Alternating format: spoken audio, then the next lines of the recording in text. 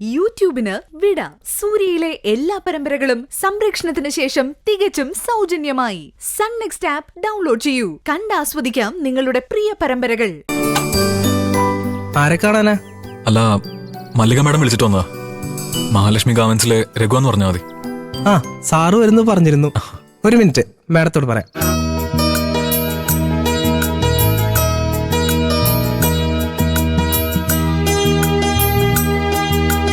Sir, madam വിളിക്കുന്നു. ശരി.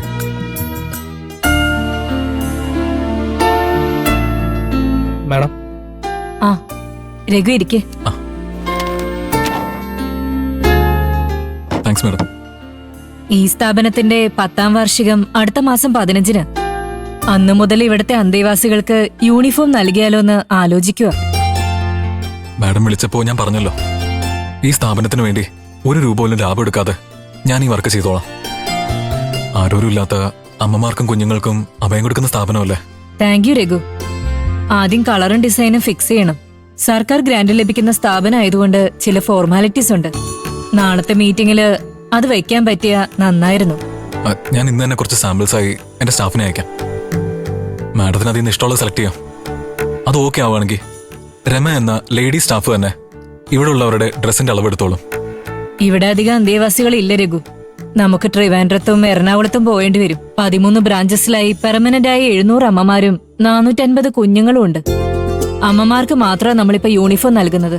കുട്ടികൾ ഓരോ പ്രായത്തിൽ ഓരോ സ്കൂളിൽ പോകുന്നവരല്ലേ. ആദ്യത്തെ തവണ മാത്രം രഘു ആളെ വിട്ടാ മതി. പിന്നീട് ഇവിടെ നിന്ന് അളവുകൾ അയച്ചു തരാം. ഇവിടുത്തെ അമ്മമാരിലും തയ്യൽ അറിയാവുന്നവരൊക്കെ ഉണ്ട്. അങ്ങനെയാണെങ്കിൽ ഞാനൊരു ഐഡിയ പറയട്ടെ മാഡം. പറയൂ. ഇപ്പോ ഞങ്ങളുടെ യൂണിറ്റിൽ തയ്യൽക്കാർ കുറവാ. മെറ്റീരിയൽസും തയ്യൽ മെഷീനും മറ്റു സൗകര്യങ്ങളും നൽകിയ ജോലി ചെയ്യാൻ താല്പര്യമുള്ളവരെ കൊണ്ട് നമുക്ക് ഇവിടെ വെച്ച് തന്നെ യൂണിഫോം എല്ലാം തയ്പ്പിച്ചൂടെ? അപ്പോ അവർക്കതൊരു വരുമാന മാർഗം കൂടിയാവും. വളരെ നല്ലൊരു ആശയ രഘു. നിങ്ങളുടെ സ്ഥാപനം അതിനുവേണ്ട എല്ലാ സപ്പോർട്ടും തരാൻ തയ്യാറാണെങ്കിൽ നമുക്കത് നാളത്തെ മീറ്റിംഗിൽ വെക്കാം. Okay madam. ഞാൻ ഇന്ന് തന്നെ ഡിസൈൻ്റെ മെറ്റീരിയൽസിന്റെ സാമ്പിൾ എത്തിക്കാം. ആവറേജ് കോസ്റ്റിന്റെ വിവരം കൂടി രഘു എഴുതി നൽകണം. നമുക്കത് നാളത്തെ മീറ്റിംഗിൽ വെച്ച് പാസ്സാക്കി എടുക്കാം. ശരി, എന്നാ ഞാൻ ഇറങ്ങട്ടെ മാഡം. ഓക്കെ രഘു.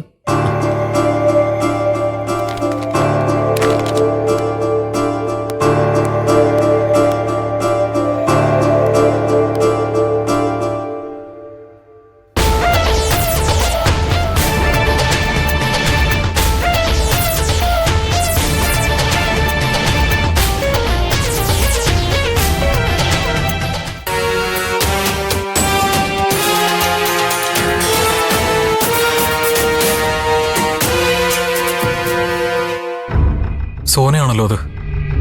വീട്ടിൽ നിന്ന് ഇറങ്ങിപ്പോയി ഇവൾ ഇവിടെയാണോ അഭയം തേടിയത്?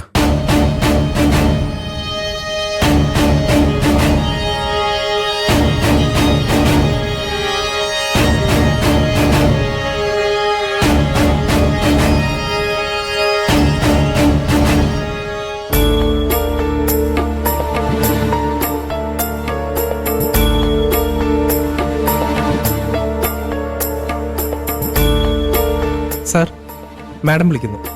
എന്തോ കാര്യം പറയാൻ വിട്ടുപോയെന്ന് പറഞ്ഞു. ശരി, ഞാൻ വരാം. ശരി.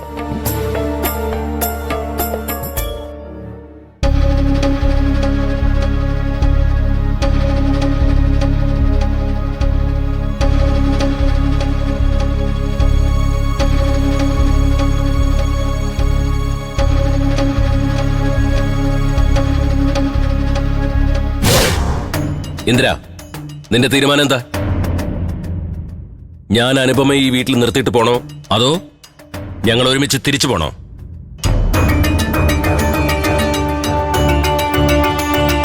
എങ്ങനെയാണോ ഇങ്ങോട്ട് വന്നത് അതുപോലെ തിരിച്ചു പോയാൽ മതി.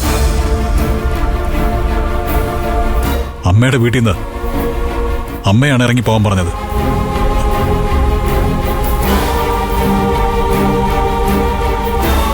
മര്യാദയ്ക്ക് ഇറങ്ങിപ്പോയാൽ എനിക്ക് ജോലി കുറയും.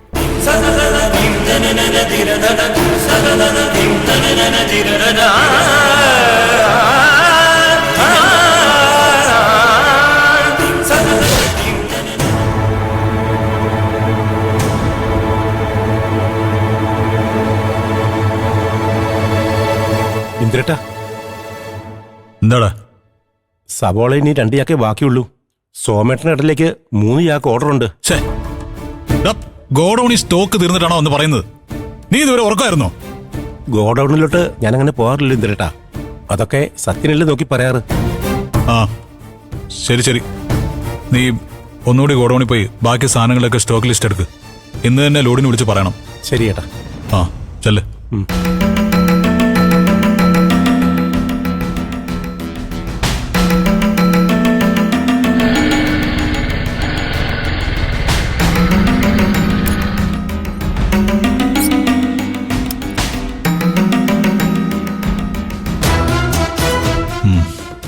വരുന്നുണ്ട് ചോദിക്കാൻ.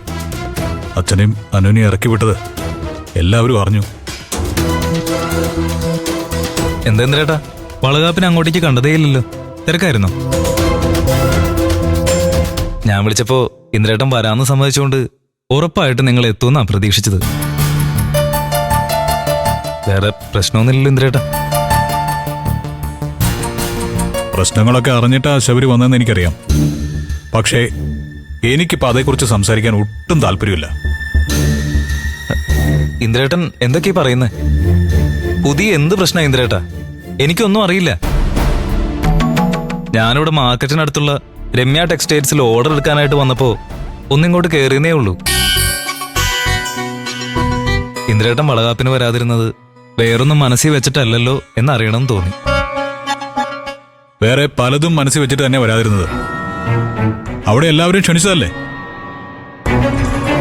ആ വിനയനും ഞാനും തമ്മിൽ ഇനി ചേരില്ല. അവൻ ചൊറിഞ്ഞാ ഞാൻ വീണ്ടും കൈവയ്ക്കും. അതാ വരാതിരുന്നത്. തീർന്നല്ലോ. അല്ല ഇന്ദ്രേട്ട, അത് പ്ലീസ്, ഞാൻ വേറെ കുറച്ച് ടെൻഷനില്ല.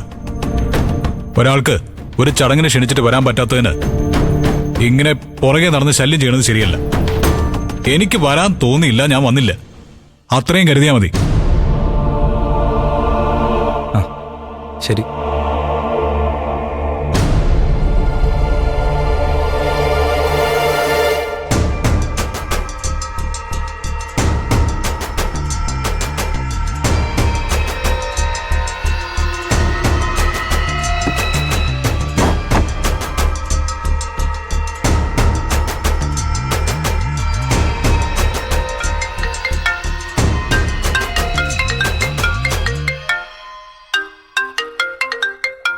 ഓ, അടുത്ത കുരിശ് രഘു.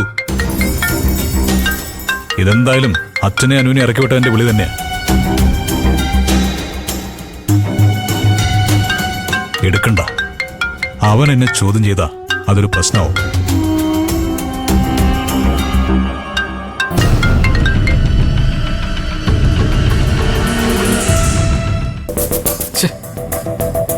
ഒരു അത്യാവശ്യത്തിന് വിളിക്കുമ്പോ ഇവനെന്താ ഫോൺ എടുക്കാത്ത?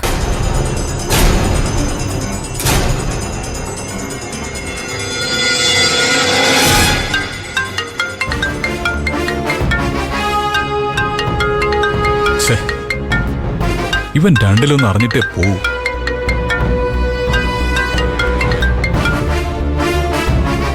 എന്താ രഘു, നിനക്ക് എന്താ അറിയണ്ടേ? ഫോണിലൂടെ സംസാരിച്ചാ ചിലപ്പോ ശരിയാവില്ല. നീ എവിടെയാ ഉള്ളെന്ന് വെച്ചാ പറ, ഞാൻ അങ്ങോട്ട് വരാം. നമുക്ക് ഇന്നത്തോടെ എല്ലാം അങ്ങ് പറഞ്ഞു തീർത്തേക്കാം. പറഞ്ഞു തീർക്കാനോ? നീ എന്താ ഉദ്ദേശിക്കുന്നേ? നീ എന്താ ഉദ്ദേശിക്കുന്നേ അത് തന്നെ. ഞാൻ എന്തായാലും മൊത്തത്തിൽ കൈവിട്ട് നിൽക്കുക. ഇനി ഒന്നും എനിക്ക് നോക്കാനില്ല. നീ പറ, ഞാൻ എവിടെ വരണം? നീ തൽക്കാലം ചാലപ്പുറത്തുള്ള അമ്മ തണൽ എന്ന സ്ഥാപനത്തിലേക്ക് വാ. ഇവിടെ നീ അന്വേഷിച്ച് നടക്കുന്ന ഒരു അമ്മയും കുഞ്ഞും ഉണ്ട്. നിന്റെ അനിയത്തി സോന, അവളുടെ കുഞ്ഞും. രഘു, നീ സത്യമാണോ പറയുന്നേ? നീ അവരെ കണ്ടോ? സോന മോളും ഇപ്പൊ അവിടെയുണ്ടോ? അല്ല, നീ അവളോട് സംസാരിച്ചോ? ഇല്ല, ഞാൻ കണ്ട കാര്യം സോനയ്ക്ക് അറിയില്ല. ആ, അവള് ചിലപ്പോ എന്നെ കണ്ട ഇവിടുന്ന് പോയി കളഞ്ഞാലോ? ആ ശരിയാ, അവൾ അറിയണ്ട, നിന്നെ അവള് കാണണ്ട. ശരി, നീ പെട്ടെന്ന് വാ ഇന്ദ്ര, ഞാൻ ഇവിടെ വെയിറ്റ് ചെയ്യാം. ഓക്കെ രഘു, ഞാനിപ്പോ എത്താം.